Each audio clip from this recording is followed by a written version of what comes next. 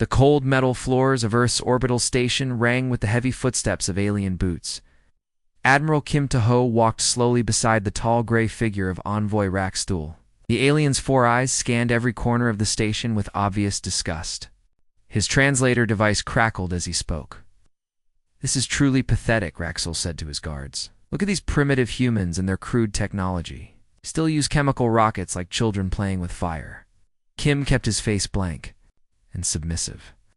He had practiced this act for 6 months, since the Calitarian Empire had conquered Earth. Every day he forced himself to look defeated, while inside his heart burned with secret knowledge. The other human officers walking behind him also kept their heads down. They all knew the game they had to play.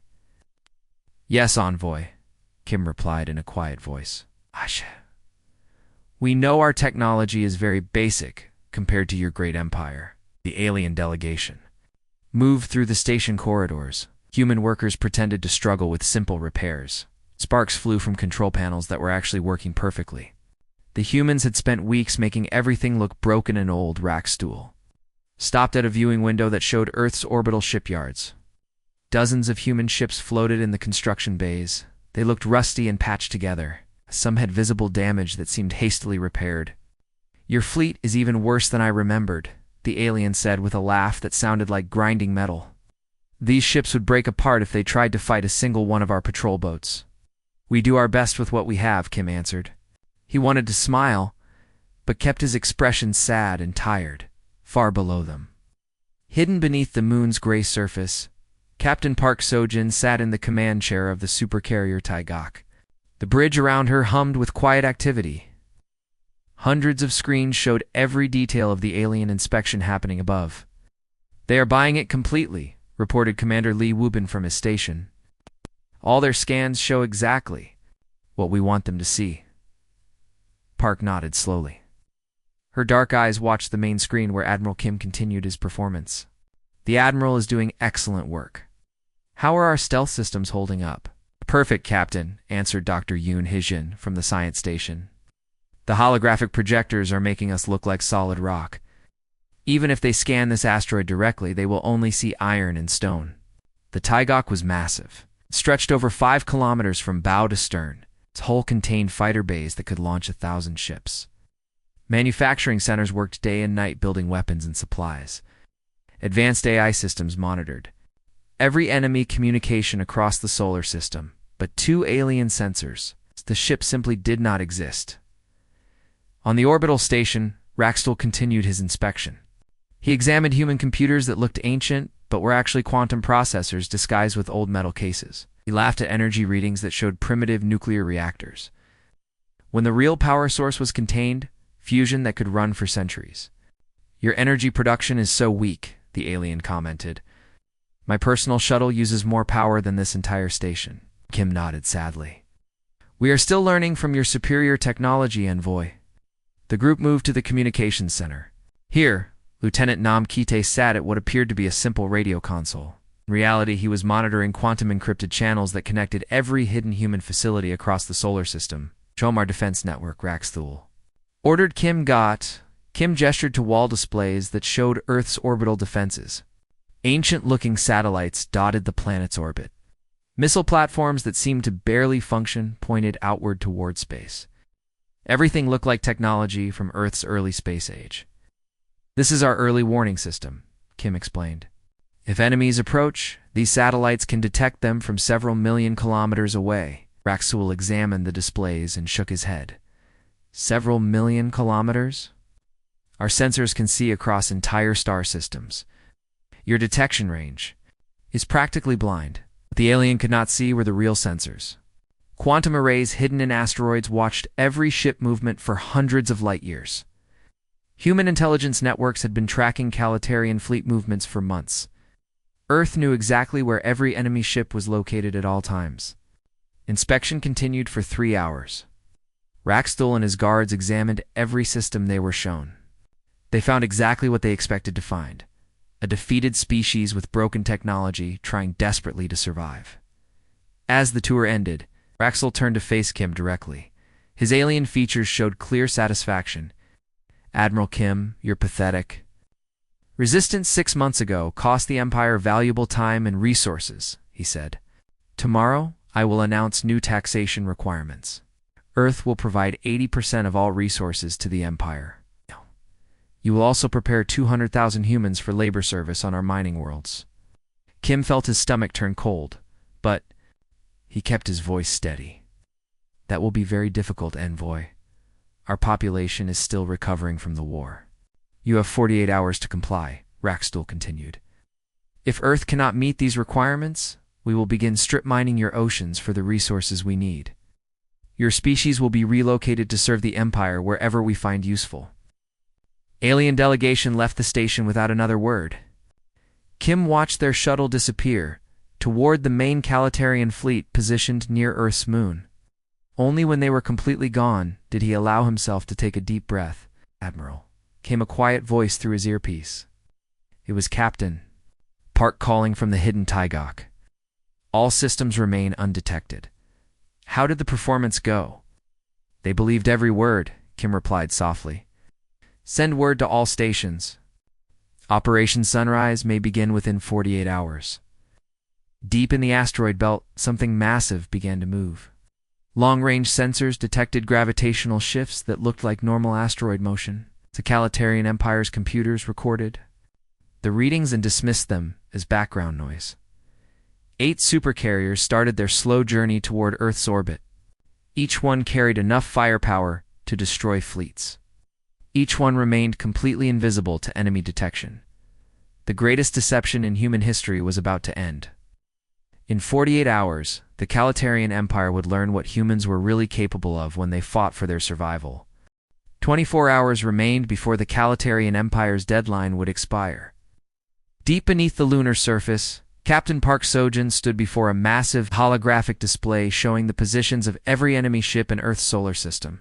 The bridge of the Tygok hummed with quiet energy as her crew prepared for what would either be humanity's greatest victory or its final defeat. Status report, Park commanded in her calm voice.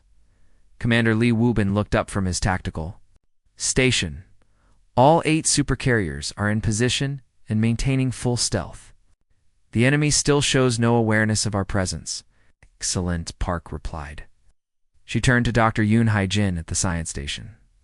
Doctor, are you ready to show our guests what human engineering can really accomplish? Dr. Yoon smiled for the first time in months. Captain, I have been waiting my entire life for this moment.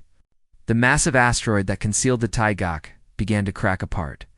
What the Calitarian sensors had read as solid rock was actually an advanced holographic shell. Piece by piece, the illusion dissolved to reveal the true monster hiding within. The Tygok emerged from its rocky disguise like a sleeping giant awakening. Its hull stretched over 5 kilometers from nose to tail.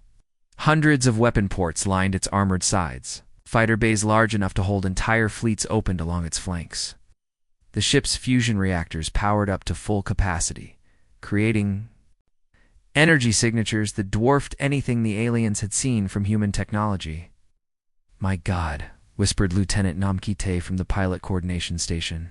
Even after helping build her, I still cannot believe how massive she is.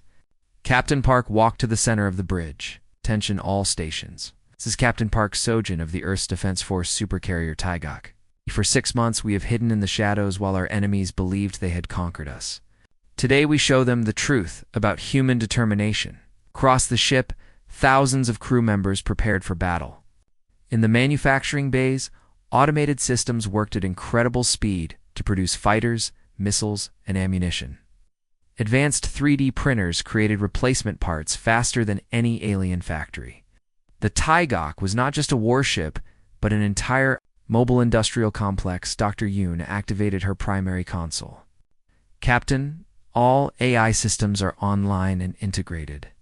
We have been monitoring Calitarian communications for months. Our quantum computers have learned their language, their tactics, and their weaknesses.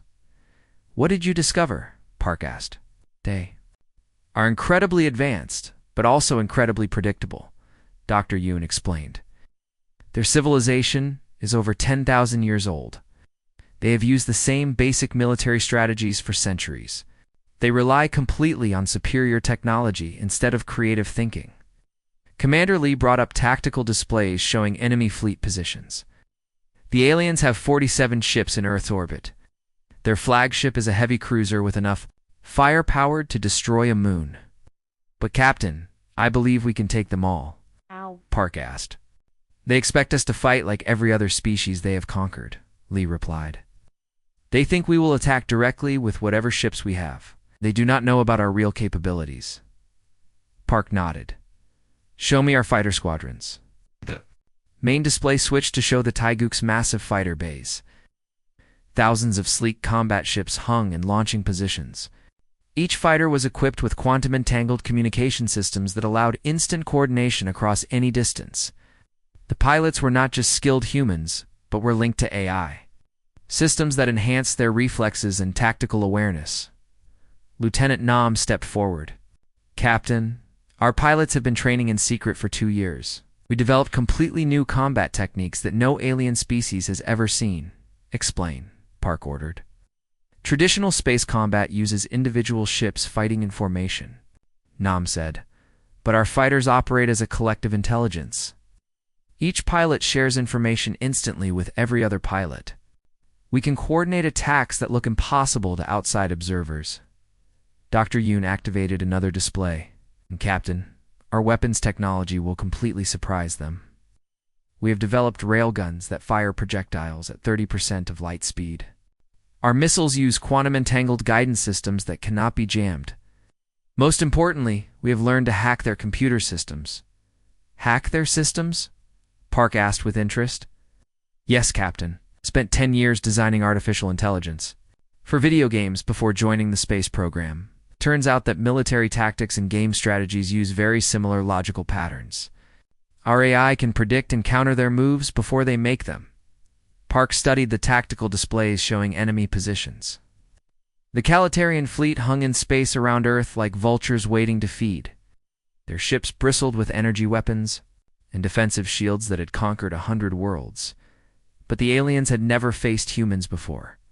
Captain, reported Commander Lee, we are receiving a transmission from Admiral Kim on the orbital station. Park nodded. Put him through. Admiral! Kim's voice filled the bridge. Captain Park, the deadline expires in 23 hours. Envoy Raxtel has just informed me that the Empire is bringing additional ships to begin ocean mining operations. They plan to strip Earth's water and leave our planet as a dead rock. How many additional ships? Park asked. Long-range sensors? Show a dreadnought fleet jumping into the outer system. At least 300 vessels, including battleships that can crack continents. The bridge fell silent. Even with 8 supercarriers, those odds seemed impossible. Dr. Yoon broke the silence. Captain, there is something else. Our AI networks have been analyzing Calitarian communication patterns across their entire empire. We discovered something very important. What did you find? This fleet is not just here to conquer Earth, Dr. Yoon explained. The Empire is using us as an example. They plan to broadcast our destruction across the galaxy to terrify other species into complete submission. Park considered this information carefully, and we will give them a broadcast they will never forget. She turned to address her entire crew through the ship's communication system. All hands, this is the captain. In 23 hours, the Calitarian Empire expects to watch humanity die. Instead, they are going to witness the birth of something they have never seen before. They are going to see what happens when you corner the human species. The Taiguk's engines powered up to full thrust. Across the solar system, 7 other supercarriers began moving toward Earth. Each ship carried the hopes and dreams of 8 billion human beings who refused to surrender their freedom. The aliens still had no idea what was coming for them. Captain Park Sojin stood on the bridge of the Taiguk as it dropped its stealth systems and appeared directly above the Calitarian fleet. The massive supercarrier cast a shadow across half of Earth's surface as sunlight was blocked by its enormous HULL. On the planet below, 8 billion humans looked up to see their hidden protector revealed at last. All stations report ready for combat, announced Commander Lee Wubin from his tactical station. Enemy fleet is responding with confusion and panic, reported Dr. Yoon Hijin. Their communications are filled with disbelief. They cannot understand how we built something this large without them knowing. Park activated the ship-wide communication system. All crew members, this is your captain. Today we fight not just for Earth but for every free species in the galaxy. Show them what humans can do when we refuse to surrender. The Calitarian fleet below scrambled to respond. 47 enemy ships turned their weapons toward the Taigok and opened fire. Beams of pure energy struck the supercarrier's hull and were absorbed by advanced armor plating that converted the attacks into additional power for human systems. Their energy weapons are completely ineffective, Lee reported with satisfaction. Our ablative armor is working exactly as designed. Park smiled coldly. Return fire. All railgun batteries, target their flagship, the Taiguk's main weapons. Activated with a sound like thunder. Massive railguns fired tungsten rods at 30% of light speed. Each projectile carried the kinetic energy of a nuclear weapon. The enemy flagship tried to dodge, but human targeting computers predicted its movement perfectly. The tungsten rods struck the alien cruiser's shields and punched through like paper. Secondary explosions rippled across the enemy ship's hull as its power systems overloaded. Within seconds, the pride of the Calitarian fleet was drifting dead in space. Direct hit on enemy flagship, Lee announced. Their command ship is completely disabled. But the remaining alien ships were not giving up easily. They spread out in attack formation and began firing everything they had at the Taigok. Energy beams, plasma torpedoes, and gravity bombs hammered the human supercarrier from every direction. Hull breach on Deck 12, reported a damage control officer. Emergency teams are responding. Captain, called Lieutenant Nam Ki-tae from the Fighter Coordination Station, requests permission to launch all squadrons. Permission granted, Park replied. Show them how humans really fight. The Taiguk's fighter bays opened like the jaws of a great beast. Thousands of sleek human fighters poured out in perfect formation. Each pilot was connected to the collective intelligence network that Dr. Yoon had designed. They moved together, like a school of fish, anticipating each other's actions without needing to communicate. The alien pilots had never seen anything like it. Human fighters swarmed around enemy ships in patterns that seemed impossible. They attacked from multiple directions simultaneously, while somehow never hitting each other. Their movements looked more like a dance than a battle. Enemy fighters are launching to intercept, Nam reported. They have superior individual ship performance, but they are fighting as separate units. The human pilots had trained for exactly this situation. While alien fighters relied on their advanced technology and individual skill, humans used teamwork and creative tactics. They flew in formations that confused enemy targeting systems. They used their smaller size to hide behind debris and attack from unexpected angles. Lieutenant Park Min-ho led the first fighter squadron into battle. His AI enhancement systems showed him the positions of every friendly and enemy ship within 100 kilometers. He could see tactical opportunities that no single human mind could process alone. Squadron 1, this is lead, he transmitted to his pilots. Target the enemy destroyer on our left. Use swarm pattern Delta. 50 human fighters converged on the alien destroyer from 6 different directions. The enemy ship's point defense systems could not track targets coming from so many angles at once. Human missiles struck the destroyer's weapon ports and engine sections in perfect coordination.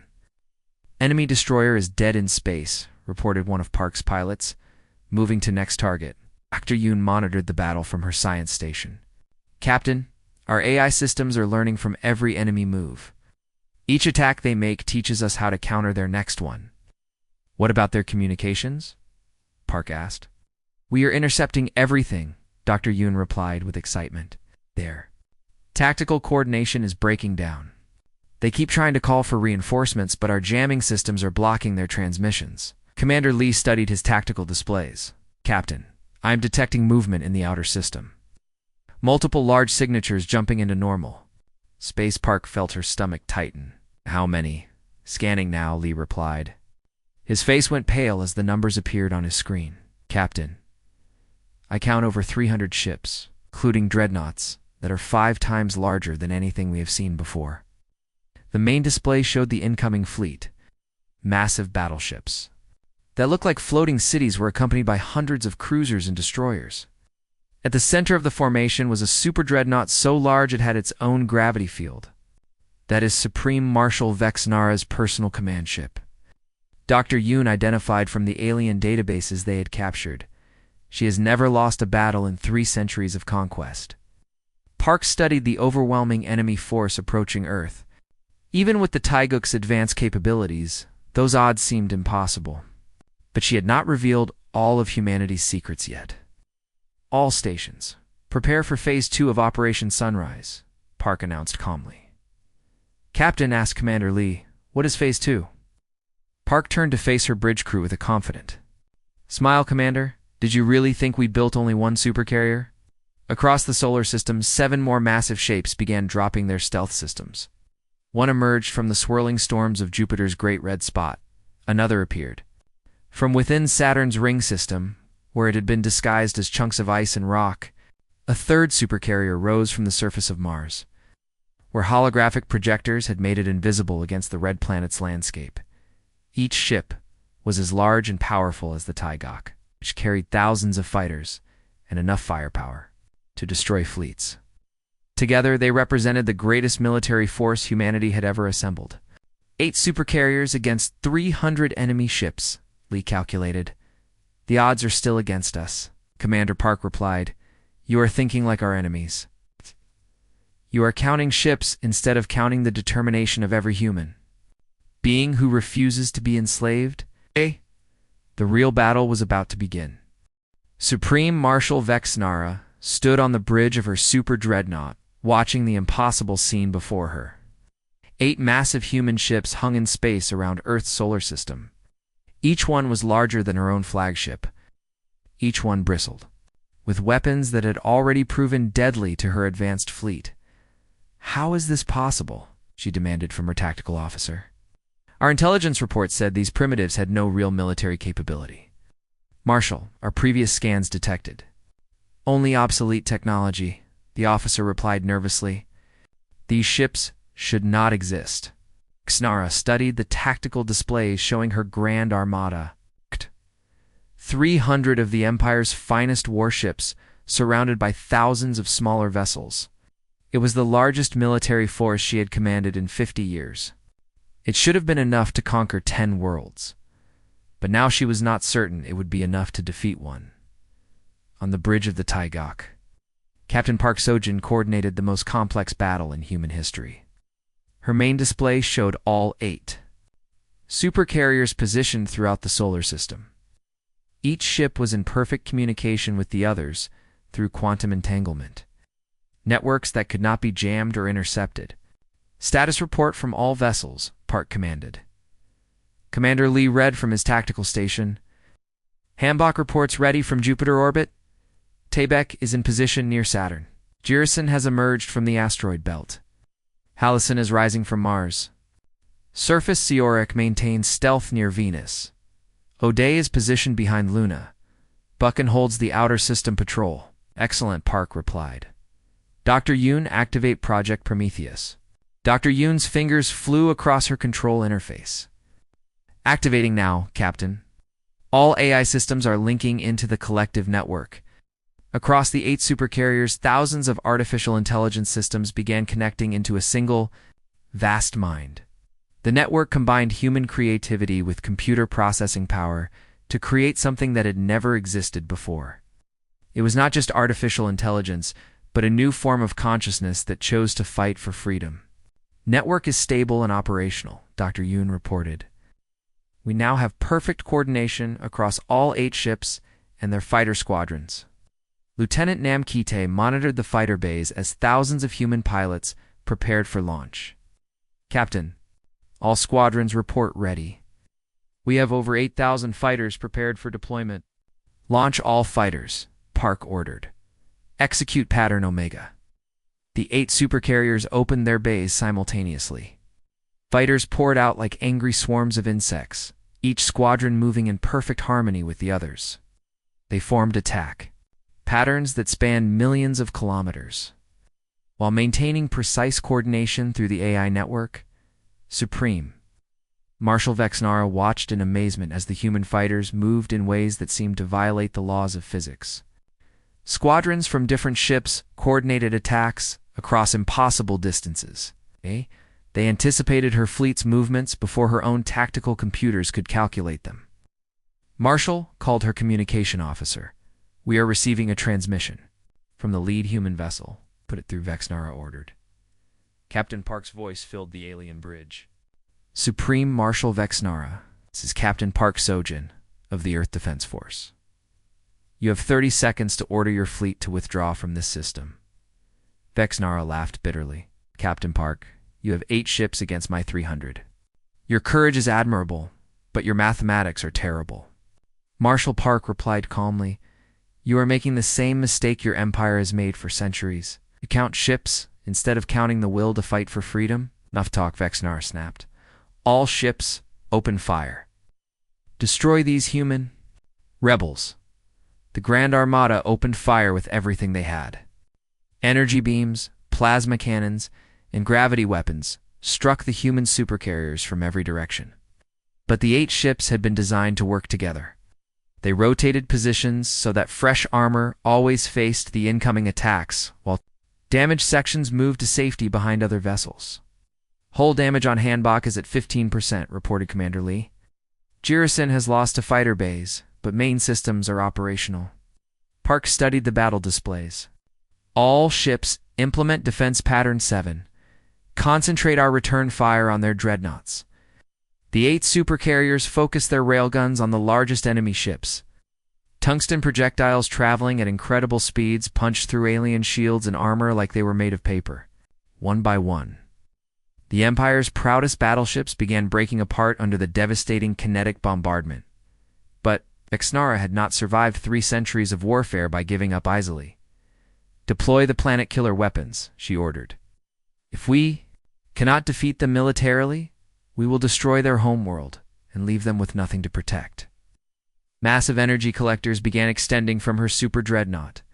The weapon system was designed to focus stellar energy into a beam capable of burning away a planet's atmosphere and boiling its oceans. Dr. Yoon detected the weapon charging and felt her heart freeze. "Captain, they are preparing to destroy Earth's biosphere. Estimated charging time is 12 minutes. Park knew that 12 minutes was not enough time to destroy the enemy fleet through conventional attacks.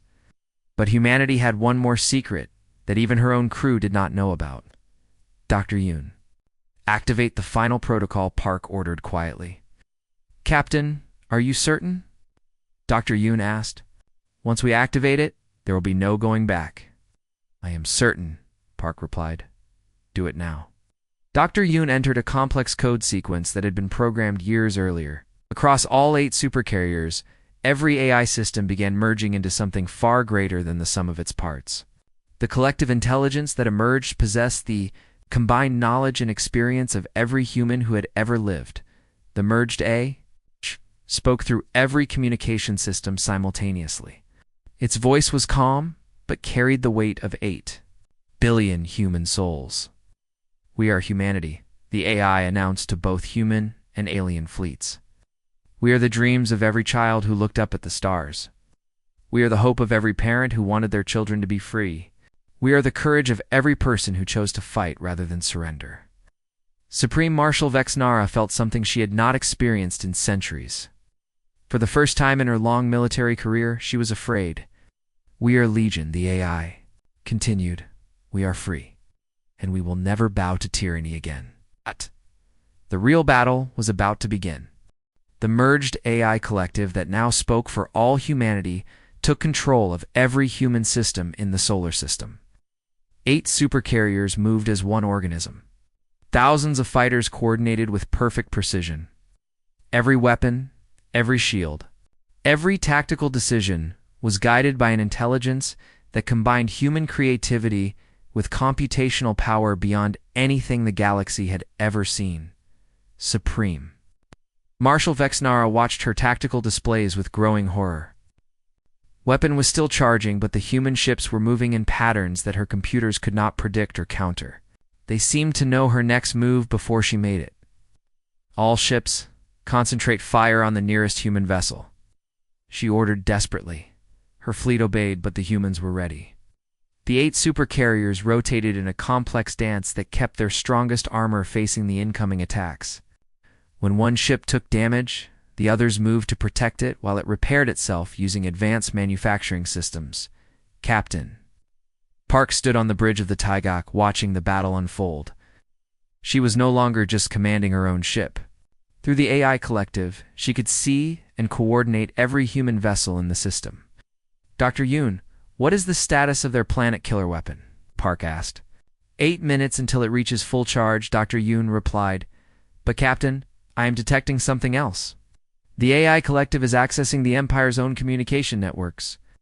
On her science station, data streams showed the collective had somehow penetrated the alien fleet's computer systems. It was not just defending Earth, but actively taking control of enemy technology. How is that possible? Commander Lee asked in amazement. The collective learned their computer languages by studying their transmissions for months, Dr. Yoon explained. Now it is using their own systems against them. Across the Calitarian fleet, alien computers began malfunctioning. Weapon systems turned off without warning. Shield generators powered down at critical moments. Navigation computers sent ships into collisions with their own allies. The AI collective spoke again. Through every communication channel in the system, Supreme Marshal Vexnara, your empire has ruled through fear and superior technology for 10,000 years. Today, you learn what happens when that technology serves freedom instead of tyranny. Vexnara felt panic rising in her chest. Half her fleet was disabled by their own malfunctioning computers. The other half was being systematically destroyed by human weapons that seemed to ignore the laws of physics. Shut down all computer systems, she ordered. Fight manually if we have to. But it was too late. The collective had already gained access to her super dreadnought's primary systems. The planet killer weapon that was supposed to destroy Earth began turning toward the alien fleet instead. Marshal, cried her weapons officer. The stellar collector is targeting our own ships. I cannot regain control. Lieutenant Namkite led. His fighter squadron, in the final assault on the enemy flagship, Akissa, eye-enhanced targeting systems, guided him through the defensive fire while coordinating with thousands of other pilots across the system. All squadrons. This is lead, he transmitted. Target the enemy command ship's bridge section. End this now. Human fighters swarmed around the super dreadnought like angry insects. Their quantum-guided missiles found every weak point in the massive ship's armor. Explosions rippled across the alien vessel's hull as its defensive systems failed, one by one. On the bridge of her dying flagship, Supreme Marshal Vexnara faced defeat for the first time in 3 centuries. Around her, control stations sparked and failed. Her crew looked to her for orders that she no longer had. Captain. Park's voice came through the communication system one final time.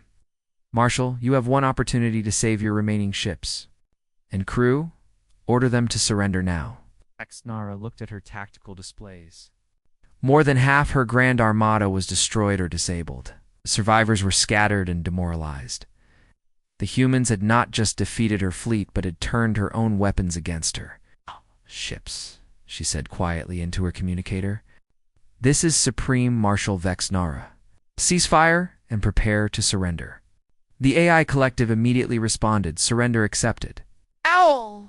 Calitarian vessels will power down weapons and await boarding parties. But the victory was about more than just this battle.